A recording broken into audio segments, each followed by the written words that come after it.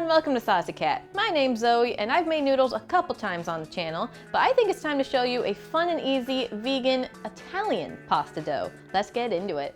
What's really cool about this dough is that you can use it to make anything from spaghetti and linguine to stuffed pastas like ravioli and tortellini. To start off, grab a bowl and mix together all-purpose flour, semolina flour, and salt. Now make a hole in the middle of the flour and add water and olive oil. Begin to mix the flour into the water. Our camera died on me, so just imagine flour and water coming together in a white and dusty harmony. Once the dough starts to form from all these little flour bits, dump it onto a lightly floured surface. Knead the dough for anywhere from 5 to 10 minutes until you have a soft and smooth dough with no cracks or dry places. Cover the dough in plastic wrap and rest it on the counter for at least a half hour. Then remove the plastic wrap and give the dough a couple more good kneads.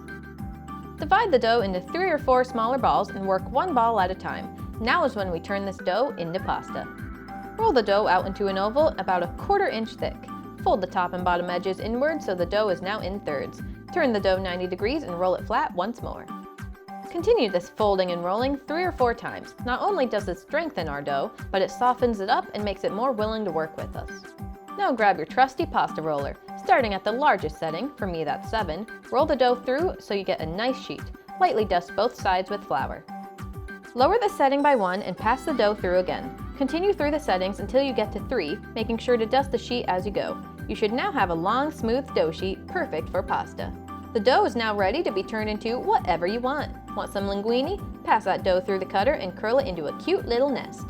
How about some ravioli? Lay that sheet down on a flour-dusted surface, plop in your favorite filling on the bottom half, dab some water, and seal it up.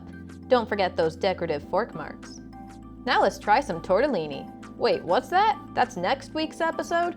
Well, I guess you'll have to stick around and see how we turn this dough into a zesty vegan tortellini. Of course, I suppose I can tell you how to cook them. Simply bring a large pot of slightly salted water to boil and plop in the pasta. Depending how thick your pasta is, it should only take 3 to 5 minutes to cook. Here's a tip, if the pasta's floating, it's probably done.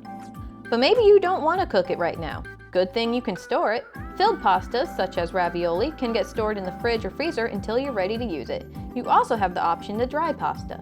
If freezing, lay the pasta flat on a baking sheet without touching each other until they are frozen. Then toss them together into a bag or container. Freezing is my go-to, but it will add a couple minutes to your cooking time. To dry pasta, either curl it into nests, lay flat on a baking sheet, or hang on a drying rack. Once there is no bending to the pasta, it is ready to store in a bag or container. Dried pasta also takes longer to cook as they need extra time to rehydrate. Depending on humidity and thickness of the pasta, drying can take anywhere from an afternoon to a couple days resting on the counter. And with cats like mine, that's asking for disaster. So if not eating fresh, I recommend freezing. And that's how you make Italian-style pasta. This recipe is fairly universal, so see what kind of noodles you can make.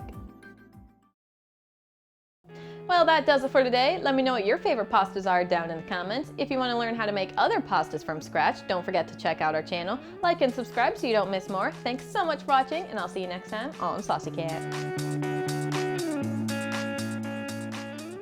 Mommy, you are too loud. That was really loud for her. Like, no, just, no. She always has to wait for us to record before she eats.